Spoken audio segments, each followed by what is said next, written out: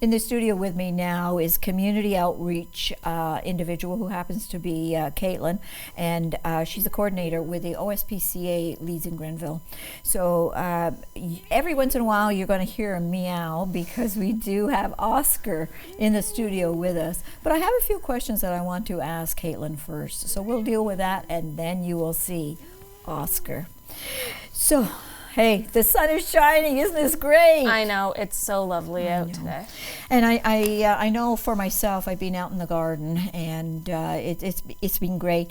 But I think what people don't understand is there's plants in the garden that they can be toxic to an animal, right? Yep, absolutely. So that's one of our kind of spring messages to remind pet owners that you should be aware of what plants are in your garden, your yard, but also if you're going out and purchasing new ones, take the time, read the label. A lot of them have that little stick that tell you how much water, how much sunlight, but it also will tell you if it's a toxic plant to or animals. not. Yeah. It'll also give you the specific name of the plant. Maybe it doesn't, tell you right on there, but then you can Google that and just do a quick search. Make sure it's safe to be in your gardens. We can't guarantee that your pets are not going to be getting into your gardens. I'm sure we've all had, some holes dug in our garden beds. So it's best to be proactive. Make sure you understand what's in your garden and that it's safe for your animals at home. Right. This time of year is when our Cocker Spaniel Angus goes to the vet for his vaccinations. Yes. So how important is it for animals to have their vaccinations? Yep, the springtime is a great time to remind anyone with animals at home that it is that time of year to check in with your vet. Make sure you've had at least your yearly checkup. Make sure your animal is up to date on any vaccinations, also any flea tick medications, etc. This is the time of year where all of those ticks, bugs start to come out, but also you're going to be maybe back in your dog parks, back in more of a social space. So all of those vaccinations are important. They are. They protect your animal as well as they protect the other. Absolutely. And the people. Yep. And the people as well. So it's, be conscientious and make sure that your pet is vaccinated. So, neighborhood, walking around with the dog. There seems to be a lot in the news lately about dog bites.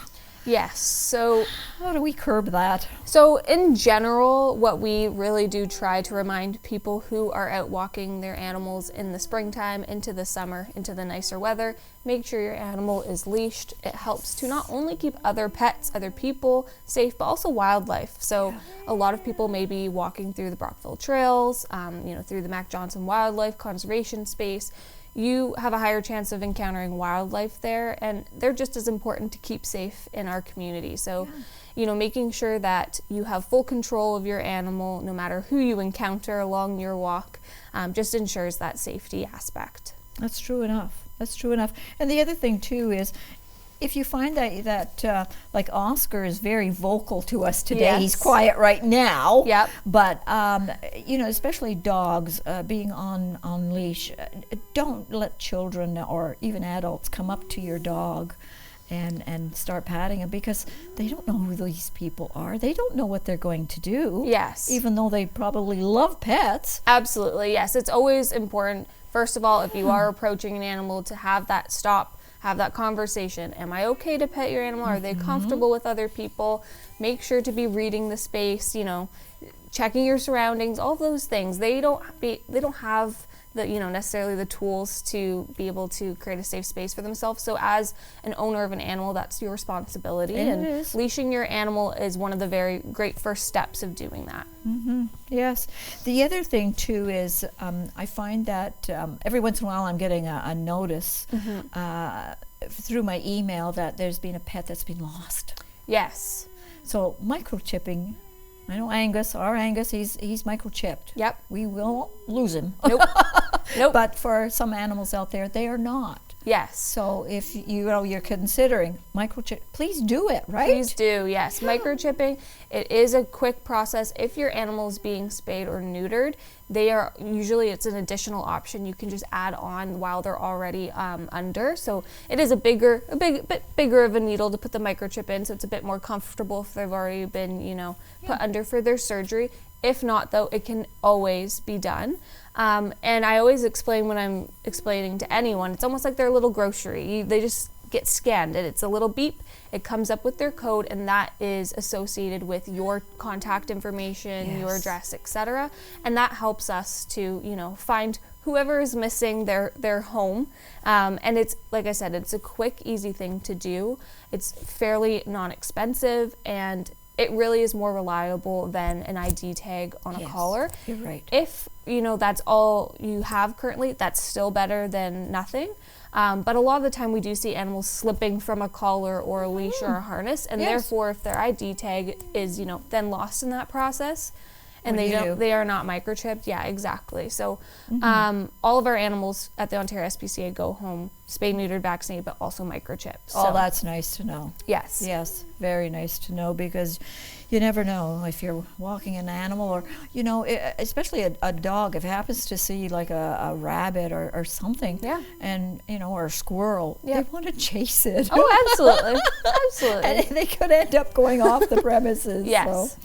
So. Okay, so let's show our viewers who the little meower is. That's right here. All then, right. Caitlin, okay? Yeah. So who is this fellow that you have on your lap? This is Mr. Oscar. This is Oscar. He is a 5-year-old domestic short-haired cat. Yes. He's a very vocal boy.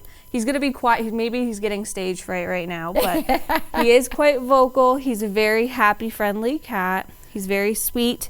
He is up for current adoption at our Leeds and Grenville Animal Center. He is a very, very sweet boy, though. He's pretty good with anyone.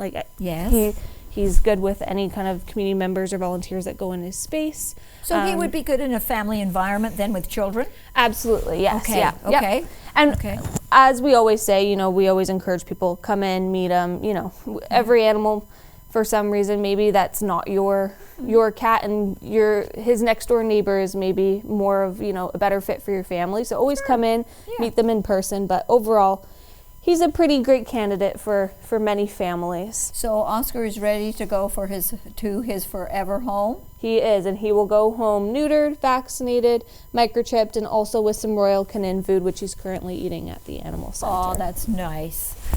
Well, Katelyn, thank you for coming in. Oscar, thank you. He's very quiet now. He wants to go explore. He wants to go and explore. I don't think he liked it in his little carrier. No. So that's it for this week's episode of FYI. Till next time, I'm Doreen Barnes.